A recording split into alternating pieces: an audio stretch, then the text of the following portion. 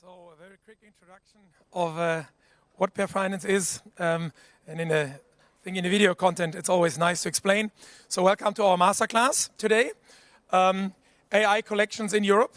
Yeah, so this is where we're standing for, your framework for customer experience. And of course, when it comes to collections, it's all about recoveries, so higher recovery rates. I have two very lovely people on the stage. My name is Stefan, I'm founder and CEO of Pair Finance, and I have two very lovely people from my team and previously from my team, Maxime, Director AI and Data Science, and then we have Minou, Professor Dr. Minou Götze. She was working for Pair Finance for some time. She was my first head of behavioral science, and then got a call from a university to become professor, and then I unfortunately had to let her go. But we have enough topics and themes where we are still working together, and we are very often doing some studies and papers together where we really experience on a theoretical and of course with our data practical basis on how certain things happen in the collection field. So this is one thing that we will present to you today, and where Minou will also present some of the results that we faced in this study. So what is Pair Finance? Pair Finance is the European digital debt collection company, fully AI-based. We are right now in 12 markets. We just launched Romania as our 12th market 2 weeks ago. There are 2 more markets to come this year, so we are on a fast track of internationalization. We have more than 600 clients on our platform. We are annually receiving more than 5 million new consumers that are entering through the respective APIs, our platform, through debtors entering our platform. We have more than 10 billion data points, consumer data points. That's very interesting because that makes exactly our AI very, very strong. We have on average, when we see it through all various verticals, between 5 and 15% higher recovery that we see against benchmarks. And one of the key principles to do this internationalization so fast is we serve every client through a one platform concept. So we offer one API, you get one contract, you have one dashboard, you have everything out of one hand. So that facilitates a lot your servicer landscape when it comes to debt collection, because you can get everything out of one hand. Why is OMR so important for us, and why do we believe that it's also for a debt collection company important to be on OMR, online marketing rockstars, because marketing is our DNA. That sounds in the first thing a little bit adverse, but I can tell you, when I founded Pair Finance, I originally came from the edtech field, so advertising, technology, digital marketing, technology world. And I was asking myself why marketing is so successful, digital marketing is so successful with data of consumers, to sensitize consumers to purchase a product. And I said, this must be something, when you move along the value chain, also something very reasonable, that you do exactly the same pattern, the same mechanism, the same data-driven approach to right now sensitize them not to purchase the product, of course, but to finally pay for that product. And this is where the idea of Pair Finance came up. This is where Pair Finance is today. So we sensitize consumers, and really on a very, very personalized level to pay and to help them pay back and facilitate the whole payment process for them. Since the beginning, 2016, that was a founding year, we grew actually faster than ever. So we are opening up since 21, 3 markets in a row every year. Every year we open 3 markets. We are the #1 DCA agency for many of our blue chip clients across Europe. And I did a little calculation a couple of days ago. Since the launch in 2016 up to today, we have a CAGR, so a compound annual growth rate of revenue of 150%. I think that's quite fantastic and shows what a strong track Pair Finance took within these last years.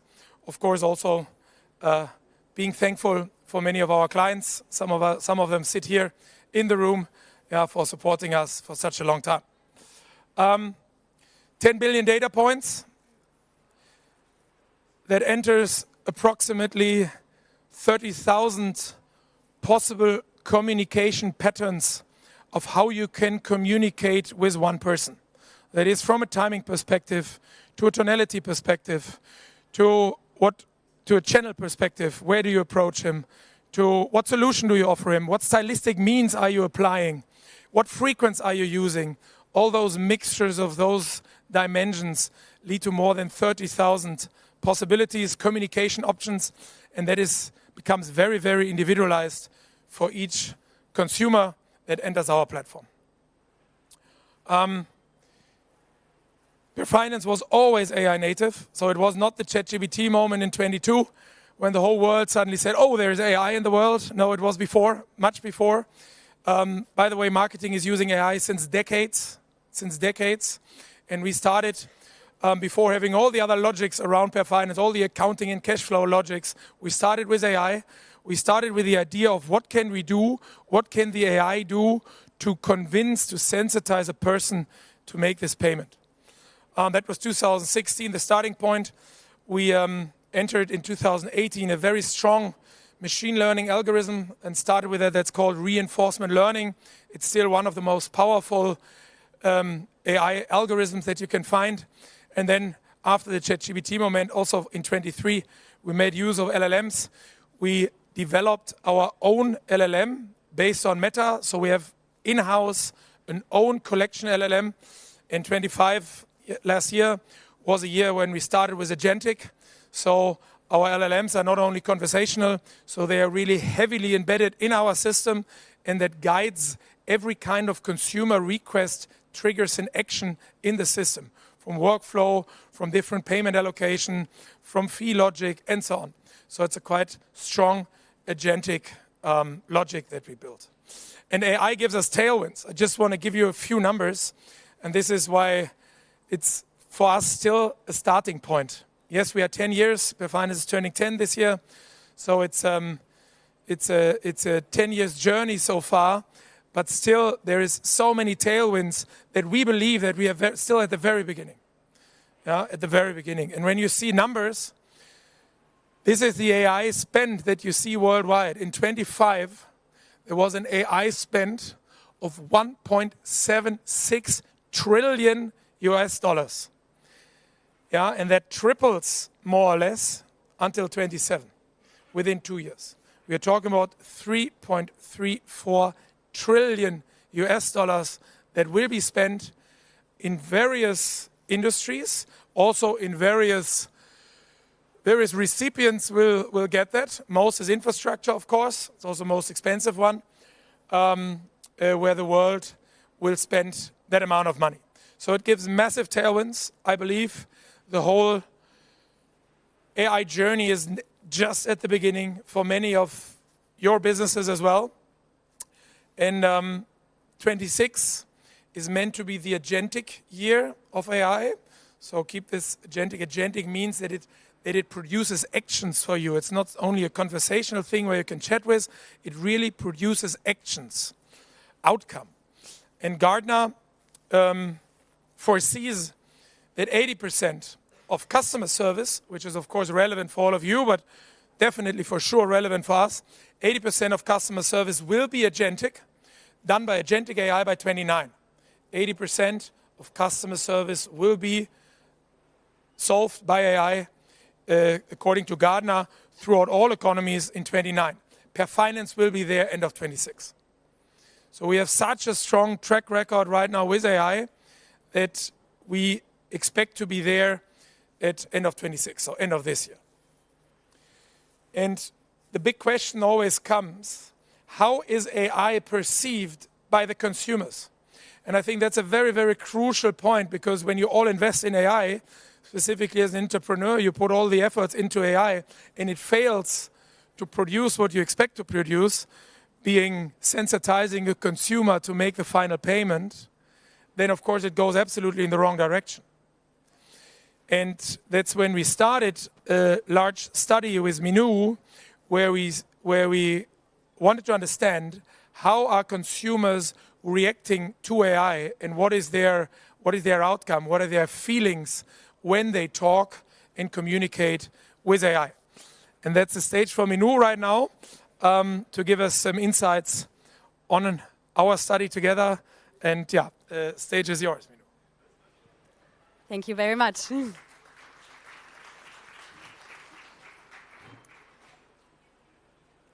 So, we've heard a lot about how AI can actually boost efficiency, productivity, and is very successful in doing that.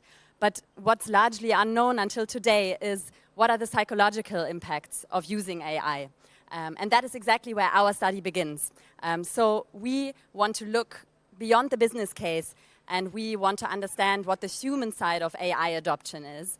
And we think it's just as important to understand how consumers react to AI systems, and also on a psychological level, what these reactions are. And so what we did in the study was we investigated the psychological impact of AI on consumers. So before I start, I want you to imagine the following. I want you to imagine you're going to a supermarket and your credit card payment is declined. And you're either standing at the cash desk where there's a person telling you, oh, sorry, your payment was declined, with the possibility of other customers overhearing this conversation, or you're standing at one of these self-checkout machines where it's just the machine telling you that your payment is declined without anyone else hearing about this. If you're like most people, you would probably prefer standing at the self-checkout machine to avoid any kind of embarrassment in this kind of situation. So what I want you to think about here is that that it's, on a psychological level, this is something where it's where you can really think about the situation at the self-checkout machine, that the machine might seem unnatural, emotionless in this kind of situation, but actually it's something that, in some situations, what if at some point people feel actually more comfortable talking to an AI than a human? And what if there are situations where people actually prefer speaking to an AI rather than a human? So that's exactly what we want to look at in our study. We want to test here how customers emotionally respond to AI involvement in financial interactions. And what did we do? We did an experiment, and in this experiment we assigned participants randomly to two groups, either the AI group or the human group, and they were faced with a debt collection scenario where they had to find a solution to settle an open claim. And they either did this in interaction with an AI or in interaction with a human. And what we did next was we looked at the psychological reactions to these interactions. And by doing that, we specifically focused on 3 dimensions that we measured here. So first of all, we measured stigma. To what extent did customers feel stigmatized, as in how judged did they feel after this interaction by the human or the AI? And then secondly, we looked at trust. To what extent do people trust the information that is presented to them? And then thirdly, we looked at empathy. To what extent do people feel like they were treated with empathy in this interaction, comparing human to AI? Okay, so we did a study with around 3,500 participants in a number of European countries. And now let's take a look at the results. So the strongest effect that we have in our data, and I think this is super interesting, is the effect of AI on stigma. So what we see in the data is that 39% out of the people who felt stigmatized were actually in the AI group, while it was 61% of people in the human group. So people felt a lot more stigmatized and judged after they had interacted with a human in this kind of sensible situation. And I think this is really interesting. It means that we have a relative reduction of stress by 36%. And I think this is a very strong and interesting result, because it shows that kind of the benefits of AI go beyond productivity and efficiency, and it means that there's something really meaningful happening on a psychological level. Okay, so what we did next was we looked a little deeper into the results and looked at other effects like age and gender on stigma. And what we see here is also super interesting. So we see that for age, the reduction of stigma through AI was actually most successful for older consumers. Yeah? So this is something that may sound a little surprising in the beginning and is a really interesting result for us. It could possibly be explained through the idea that younger consumers may attribute more human-like characteristics to an AI, you know? That it's something that learns and that could possibly judge me a little, while older consumers may treat this more like a machine that doesn't have the capability to judge you. And then next, we also looked at gender, and we see that men tend to feel more stigmatized than women in this context, which could also be possibly explained by kind of societal expectations that position men to be mostly to be the ones kind of in charge of financial matters, and this could lead to an increase of stigma in this situation. And I think this is a very something to keep in mind, like how to explain these results.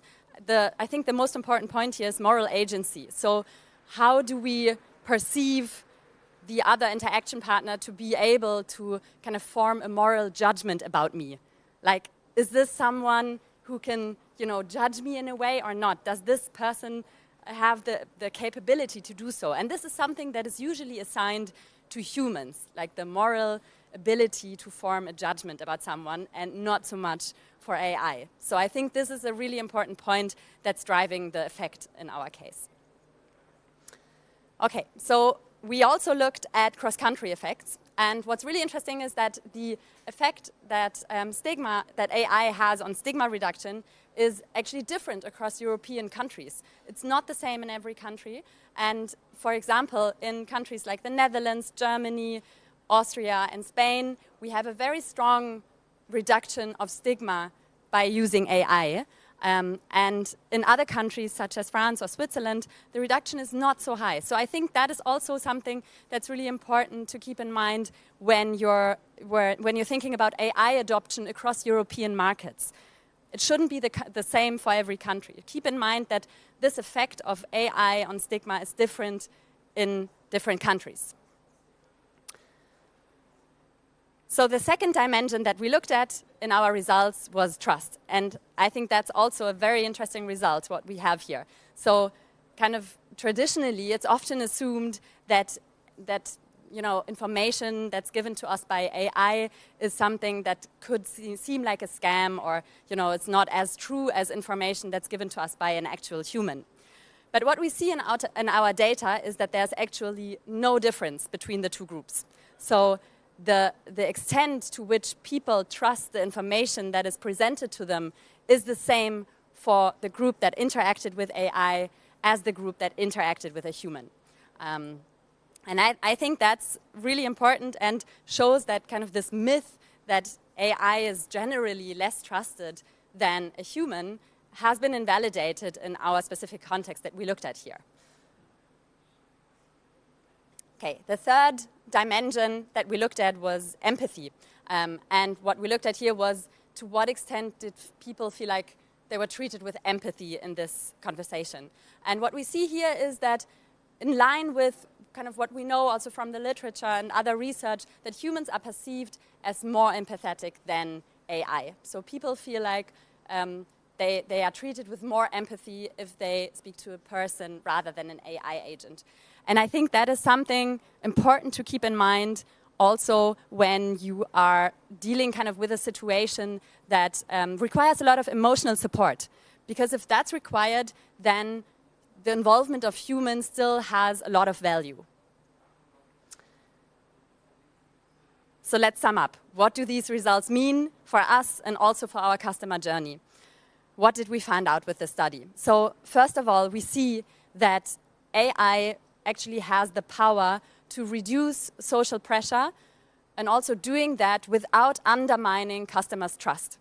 And I think that's a really strong point that we're making here with this study. And then in addition, we want to avoid the empathy gap that is between AI and humans by still ensuring some human involvement whenever we are facing a situation where a lot of emotional support is needed.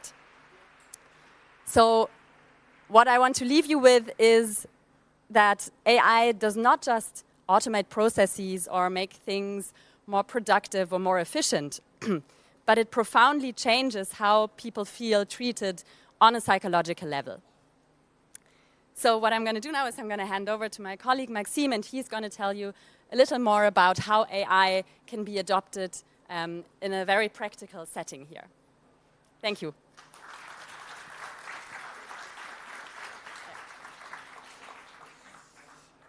All right, thank you, Minou. Also from my side, a big welcome, fellow rockstars. And we're going to talk about a little bit of what's going on behind the scene and trying to also walk you through what is happening beyond the ubiquitous AI buzzword that is standing at every booth today at this festival, and show you a little bit how we're using it and what is going on behind the scenes. So first of all, to start off, at the moment we are generating 70%, more than 70% of all our monthly recoveries through AI, meaning without any human intervention at any point of the debt collection process, something that is working on its own fully autonomously. And this is a key KPI for us, one that we're trying to constantly improve, and that, as I will show, we are also constantly improving. But at the very core, when you think about debt collection, at least this is how I like to think about it, debt collection is nothing else than a communication exercise. We are trying through communication to get people to react, to get them to pay outstanding claims. And then it's all going to be about how well our outbound communication is designed, how personalized it is, how well chosen it is given the different characteristics that we have across the debtors that we see in different markets and in different industries, different age groups, and so on and so forth. This is going to be about this first item on the left, so the outbound communication. And for this, we're using primarily reinforcement learning, as Stefan said. I'll talk a little bit more about that. And then, as in every communication, there is also sometimes an answer, which is the right-hand side. That's the inbound communication. And then the purpose is to use AI here in a way that we can accurately solve people's requests when they're communicating back to us, so that we can get to a resolution in the most efficient way. So the outbound aspect, the inbound aspect, but fundamentally all about communication. And so what we do at PearFinance is using AI to solve both of these problems. So let's start with the outbound communication. So as we said, we're using primarily reinforcement learning for that. What does it mean? It means that we're typically following this loop on the right-hand side, where we have a case file which represents an outstanding claim for which we're trying to figure out how we should reach out to people. Our models are going to make decisions based on the characteristics of this individual. That's recommendation from the model will be translated into a strategy which will be executed by our app. That strategy, once it's executed, triggers a waiting time, after which we are trying to observe the reactions to the communication that we just sent out. Is the person opening our email? Is the person clicking on the links that we provide in the email? Is the person interacting with the content of the payment page, trying out different different payment methods? Or is the person dropping out right away? Is the person reaching out to us? Is the person even taking the first steps to pay, or maybe even paid in full right away? And based on this, on these reactions that we observe, we are able to convert that observed reaction into a reward. That reward is a number that we then feed back to our models, so that the models can continuously learn. So that next time when I see someone who has similar characteristics, I'm able to use the same strategies that worked well for people who have similar characteristics. Or on the other, in the other direction, once we see that a certain strategy was not so successful for people with certain characteristics, that we pick it less frequently moving forward. And so you have a system that is continuously learning, continuously adapting to the new profiles that it sees, and that optimizes over the course of time the reaction rates and eventually also the recovery rates. So some of the examples of how you can do that is, for example, by picking which communication channel you should be choosing. Should you be fully digital and only go to emails, or should you also include letters? We are in Germany. We know that letters in some cases still play a big role. When we are choosing to communicate over email, at what time of the day should we be sending out the communication? We see sometimes surprisingly big differences depending on the time of the day at which we're reaching out. And it's also something where we can see, for example, when people are opening their emails and then continuously adapt to their own email behavior. Is someone checking their email in the morning on the way to work, or in the evening, and so on and so forth? All of this we're able to observe and then to adapt to this. And we're also able to then personalize, for example, the tonality. Do we want to be cooperative? Do we want to show empathy towards a debtor's situation? Or do we want to be more on the confrontative side and try to basically build up a little bit of pressure so that the person doesn't keep on avoiding payment? Do we want to be rather factual and neutral and just stating the facts? Hey, you're in debt collection, and this is what you need to do now to get out of an outstanding claim. Do you want to be more reciprocal, meaning like showing a little bit of quid pro quo? You do this for us, we do this for you. Let's sort of get out of the situation together. Or do we want to try to build some social comparison around the situation, meaning by showing the person that they belong to a minority that is not paying and trying to trigger a little bit this social comparison aspect. Just as examples of what can be personalized and what we are personalizing in this loop that is continuously improving over the course of time. One thing that is very important, especially as we are expanding across Europe, is that also, as Stefan said, we have one AI platform. We do not have different models for different markets. We have a set of models which are being used across all the European markets. And I took 3 examples here, which sort of represent a little bit different kinds of countries in Europe. We have in the Nordics, Sweden. Obviously, we're in Germany, so here Germany as well. And then for Southern Europe, France. And what we see here is basically this kind of trade-off that we're trying to achieve between general trends that we're able to learn and that remain true across Europe. That as a result, our models are able to transfer from one market to another. For example, here, that in general in debt collection, the confrontative tonality typically is the most rewarding one. That is something that remains true for us across markets. So there's no need for us, for example, to try to relearn that from scratch for every new country that we operate in, for every new customer segment or whatever else.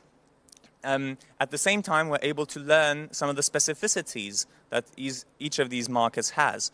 For example, in France, or like in Germany, for example, we're 50% more likely to pick this confrontative tonality than in France, which is in itself already a very significant difference. Or like in Sweden, where we're picking a lot more social comparison than everywhere else.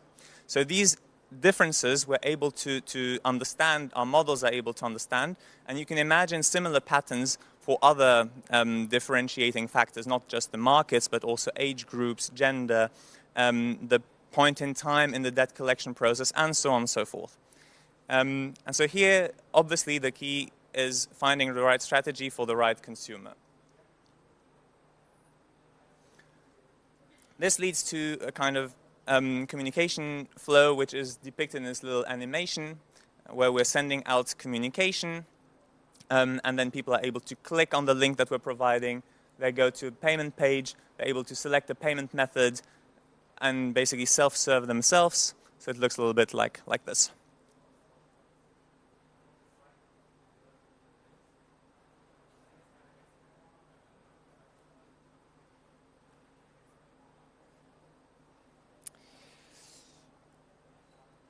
All right.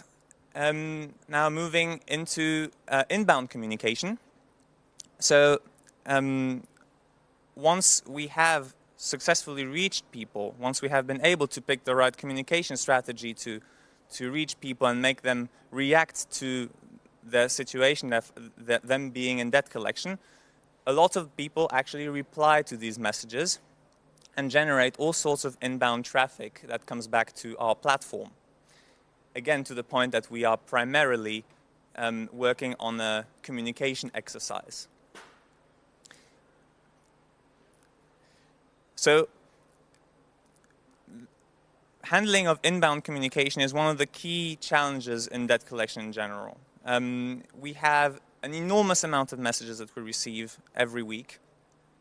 And typically, actually, when you look at these messages, a lot of them are not even that complicated. For example, here, one little example. Hello, I would like to pay in installments of 45 euros. I could start the payments next month. I hope we can settle it this way. The message could be a lot longer and developing further, like, oh, I didn't see, la la la, la la la, la la la. But at the core, you only need to extract 3 pieces of information out of this message. First, that the person wants to pay in installments, needs an installment plan. Second, that the person is ready to pay 45 euros per month. And third, that the person is willing to start paying next month. So from today's point of view, that would be, for example, 1st of June. And once you have extracted these 3 pieces of information, you're pretty much done in a way. You have extracted the intent of the person, and what we're trying to do is to extract this into this structured format, meaning transferring this very unstructured message, unstructured in the sense that it is like free text. Sometimes it can also be semantically and grammatically very unstructured as well. So bringing that into a structured JSON output, which is represented here in the bottom right corner, which is like machine-readable intent, and then feeding that into then automation flows. And this is basically where this agentic component comes in. You don't really want to be just generating text as a response. You want to actually take action based on this input text that we received. And so then we are feeding the structured text now to our agentic AI, which is then executing certain actions to solve the ticket. And then once that is being done, we are measuring how successful that was. And I'll get back to that in a second. So what actions are we typically able to execute? We're able, for example, to pick an answer template that we would like to send back. Very importantly, we do not generate any text on the fly with AI. We do not engage in this kind of like chat behavior with people.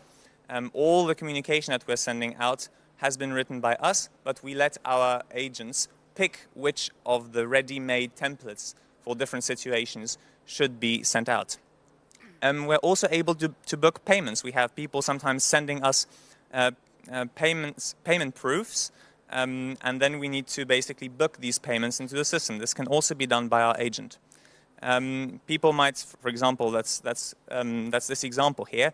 People might be requesting an installment plan, then our system is able to autonomously book that installment plan.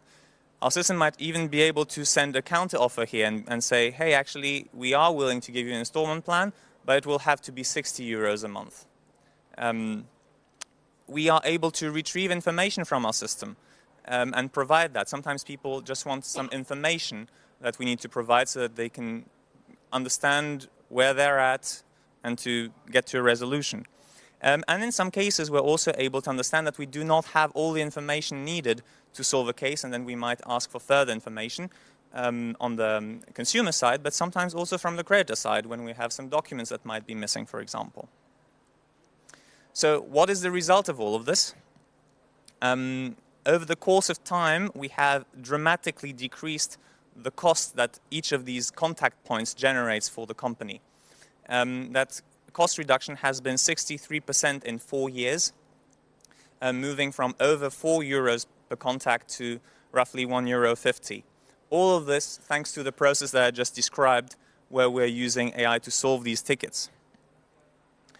All right, this is nice. But so what is in these tickets? And this is, I think, a very important slide because what this actually shows is that we obviously have a very large panel of message types that we receive, but fundamentally we can break them down into 3 main categories. Messages where people are asking for a payment solution, which is the overwhelming majority. So meaning tickets where people are asking for help, finding a solution together to get to a payment. And it being the overwhelming majority is a huge call to action, basically, because this is where the money lies. These are people who are willing to pay. These are people who are signaling their willingness to pay. And these are exactly the tickets that need to be handled efficiently, quickly, and accurately. We obviously have disputes as well, a little bit less than a third. So people disputing the claim, which actually also sometimes through the interaction with our system is actually getting overturned and then eventually a payment being made. We have information requests, so meaning like requests where people want more information before they engage into a payment. But yes, huge call to action because there's so much willingness being signaled here, and this is where this automatic processing is so efficient. Right now we have 50% of all inbound requests at Perfinance, which are fully autonomously handled by our AI agent, which means that, and that is especially worth it for these solution requests, where we're able to then successfully convert people into payments. And this is actually something that we also see and are able to measure. So obviously, we were expecting that we would be a lot faster with agents than with humans. By the way, all these results are from randomized A/B tests where we measured the results of the AI automation versus the human solving of these tickets. So very scientifically, rigorously established numbers. So obviously we were expecting that we'd be a lot faster.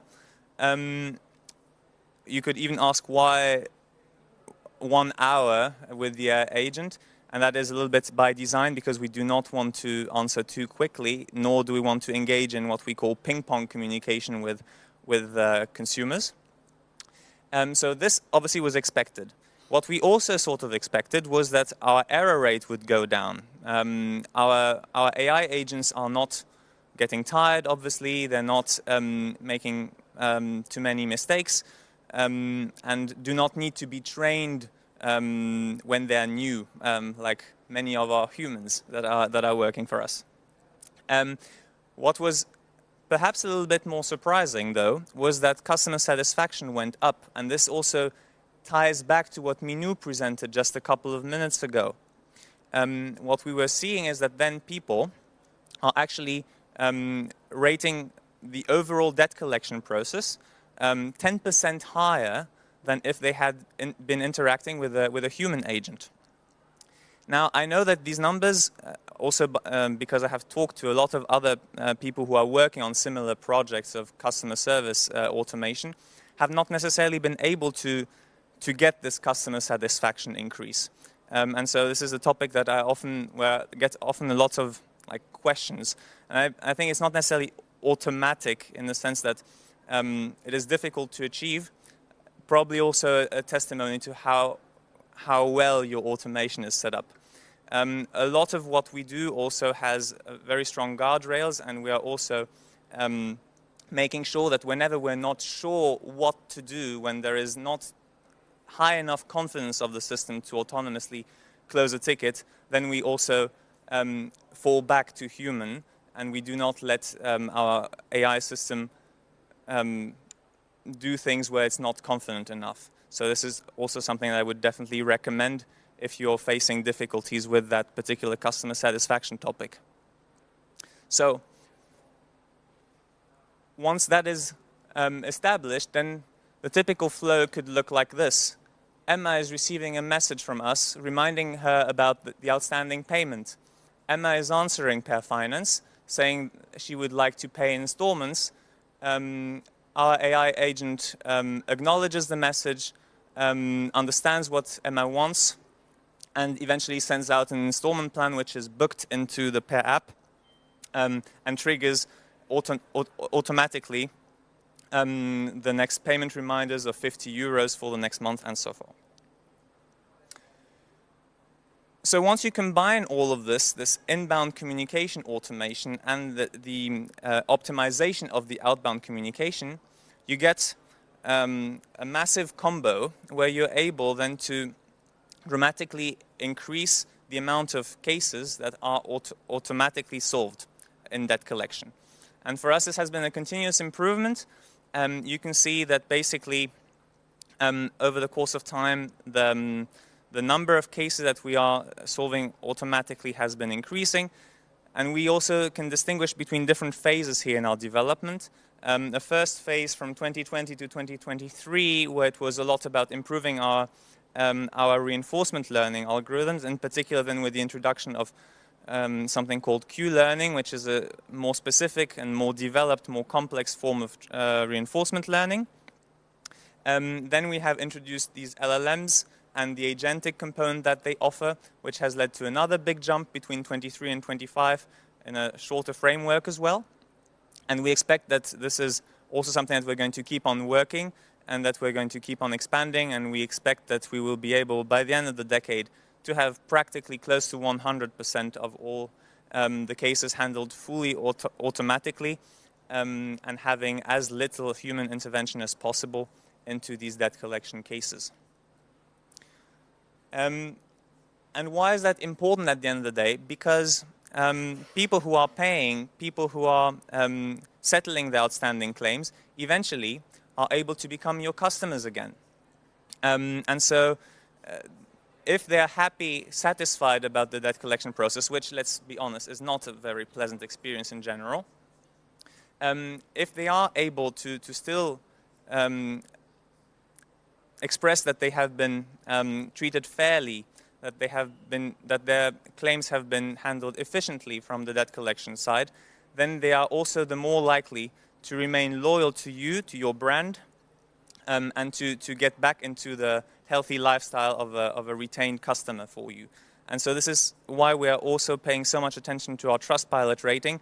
As you can see, we have excellent ratings, which is obviously for a debt collection company, we believe a very stunning achievement, and which we are really able to also tie back to this excellent customer service that we're able to provide also with the usage of AI. Which brings us to where we are today with over 600 brands from all industries, from all the continents. A lot of you also are here today in the audience, and we'd like to thank you for your trust and helping us building this company. And we are particularly thrilled to be able to extend this collaboration. And we believe that, as said, we're going to be able to increase these numbers even further, and we're looking forward to seeing where that will bring us together, hand in hand with many of the leaders of the respective industries that we see on this slide. And that being said, I will hand it back to Stefan. Thanks a lot, Maxi.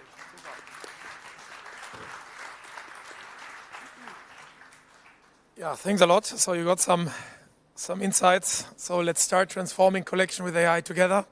Those who are not on that slide might become partners and join us to be on that slide on the next OMR. You can also visit us at our booth. We have the whole team is there on hall A1, and the booth is A06. So we will have some drinks also there at 5 o'clock. So you're well invited to join us for a cold or warm drink and celebrate a little bit the success with us and also get more information, of course. And right now it's a bit about Q&A. I don't know if there are some questions left. Please, we will hand over the mic in case you have some questions. So please speak loud enough because I don't have a headset. And there is one in the shade, yes. Hi. Does it work? No. Yeah? Sorry. First of all, thanks a lot. I have a question to the last speaker. Is there, as I understood, also for the outbound, you're using a very kind of mapping to your typologies. Have you tried a more non-deterministic approach as to the content of the messaging? And if not, why? Why wouldn't you? Thank you for the question. So we have a set of personalization options that is available to the system. We have defined these also by having all of these different communication blocks written, well thought of by our team, and we do not want to let a machine writing any of that in a, I think, what you call non-deterministic way. That would be risky for us also from a compliance point of view, and we believe not particularly efficient. So instead what we have chosen to do is to give the machine a lot of different options. If you combine all the different personalization options that we have, which multiply across different dimensions, payment options that we provide, frequency of communication, time of the day, tonality choices, etc., you really get to a very, very large amount of choices that you can pick from. And we believe that there's enough in this to choose that it would already be very successful. We don't want to be coming up with something new in a non-deterministic way for different people. That would be dangerous from our point of view, and I don't even think that it would be beneficial in that sense, because the variety of choices that we give is already very, very big. Thanks. There's a question in the back. Yeah, there's a question in the back, yes. Hello. Thank you for the slides. They were very intuitive. Can you speak a little bit louder? Yeah. Thank you for the slides. They were very intuitive and very, I would say it was very interesting to see that. The question I have is for Minu. So I saw the slides where you showed the trust, empathy, and the stigma. Sorry. Yeah. Okay. The question is about the slides where you showed trust, empathy, and stigma. I was very interested in seeing the gender and the age group difference that you showed for stigma. And from my understanding in running and collection, I would have assumed that the younger people would be more understanding of AI, and they would assume if somebody is trying to call through AI, maybe it's a scam. So that's why they do not think it's a more stigma thing for them. But did you see the same result across trust and empathy? Because you showed almost 50% distribution between human and between the AI. Yeah. So regarding empathy, stigma, we did see this age effect, but not regarding trust and empathy. So the result that we see here is just regarding stigma, where we see that the effect of AI on stigma reduction is the strongest for older consumers, but we don't see any age effects for trust and empathy. So that's just related to stigma in this case. Yeah. And as I said, I think that's mostly because I think younger consumers tend to think about AI more in terms of, are more aware of the fact that it's something that can learn. So it's maybe similar to a human than older consumers would assume, right? So they would maybe treat it more like a machine, so assign less moral agency to an AI than younger consumers, which could possibly drive the effect here. Okay, thank you. This clears it up, but then this leads me to another question, that if you do not trust if AI is going to reinforce that learning into its own system and create something bad, how would you still trust the AI that much to show a 50% trust on AI with humans? Wouldn't it be the case that the trust on AI would be lesser for the younger population, and then that would bring the trust overall on the AI thing down? I don't necessarily think that trust and the belief how morally capable a machine is the same. So I think that there is a difference between do I feel judged by my interaction partner, may it be AI or human, or do I trust the information that is presented to me? So I think that's a profound difference and might explain why we did not find the age effect for trust, right? Yeah, okay. Thank you. The context was, since we work in the B2B space, Yeah. and we want to try out dunning calls via the AI agent, basically. And I wanted to know, because we speak mostly with accountants or with people who are handling the GmbH, Yeah. will they be also able to trust somebody who's not a human? Because these are people who are much older and they understand that a human connection is required when making huge amounts of payments. I understand. I think it's really important when you want to build the trust that we've kind of obviously successfully achieved in our experiment.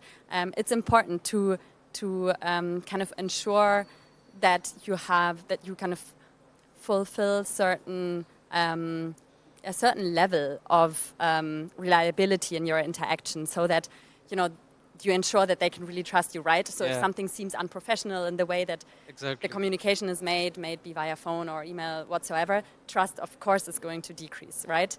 So I think trying to ensure really the things that are most important, like really focusing on things that are important for people to build trust, is something that I think for your case is going to be very interesting. Yeah, okay. Thank you so much. Yeah.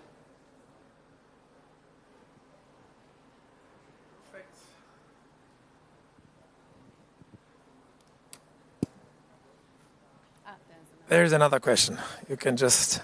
No worries, no worries.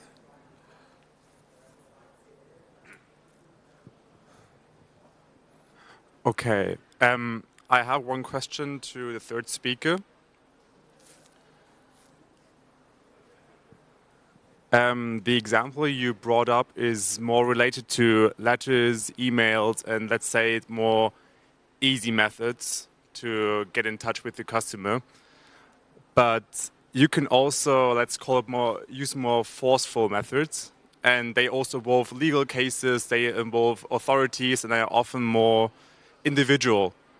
And, well, German bureaucracy is not as efficient as your agents. So then how do you treat these more individual processes? Oh, it's a nightmare, as you can imagine. No, but to answer your question, so obviously I talked mostly about this amicable phase where we are trying really through all means at our disposal to get people to pay, to get back into the value chain without resorting to court escalation. That being said, that is an option that we have at our disposal and that we also use also here with a lot of support from AI. So for example, understanding for which cases it's a good idea to escalate in the legal phase or not is a very important question for us and also for our clients. So you have this component here, like which cases are going to be successful if you want to do that legal escalation. And then in the interaction with the courts that you also mentioned, particularly in Germany, obviously processes are typically painful, typically involve a lot of documents, some kind of electronic communication that is probably was just an attempt to get rid of facts, but is not very satisfactory either. So at the end of the day, all these documents that get exchanged between courts and ourselves as debt collectors is also something where we are right now applying the same procedures that I described when we communicate to debtors directly. That communication can be, for example, with bailiffs in some cases. They're sending us documents about the legal process, about where we are in the foreclosure process. We process these documents, understand what's in them, and then trigger also the different responses that we need to trigger from our side. So while it's maybe not as, let's say, glamorous, that's definitely for us also some operationally where we have been able to really leverage here also pretty much the same methodology, to different third parties there. Okay, but could you see some problems with agents handling these more specific cases, or is it just the same? Actually, it typically is easier because, for example, if you're handling, let's say, legal processes, typically it's more formatted. It's like there's certain documents that you expect at certain points in time. They will have a certain format. law says what should be in these documents, where to look for what information. So it typically is a lot more structured, for example, than people writing to you who might say in one sentence that they have returned the goods, paid it back already 3 times, that their dog died, and that actually they never even heard about that claim, for example. So a lot more structured and much typically easier actually also to process. Okay, one last question, I promise. How do you handle a lack of data? Because often you don't have, I don't know, phone number, email, or a correct and valid email of a customer. How do you handle that? So you're talking primarily here about lacking communication details. So obviously we do it what we have, right? We cannot make up communication details. So the better the data we get from our clients, the better the collection process is going to look. That's pretty mathematical. That being said, we are trying to do whatever we can here also to be smart about this. There's also certain providers that we can use to enrich these communication details if needed. Sometimes we, for example, see that we sent a letter to an address that turns out to be wrong. It's getting back to us. That means that very likely the person doesn't live there. Then we trigger, for example, address research flows. We're also, for lots of people, actually seeing them repeatedly, meaning that we have a lot of consumers that might be defaulting with a certain platform, and they're actually also defaulting somewhere else. And maybe in their customer profile with client X, they might have provided a certain email address, and with customer Y, they have not provided an email address or a different one. And this is also the information that we have that we're also able to leverage. Thank you. Good. I think, don't see any arm raising, so then please be invited to our booth once again. You will see it here. Visit the team, ask more questions, or have a drink with us. And thanks for your attention, and yeah, have a good OMR.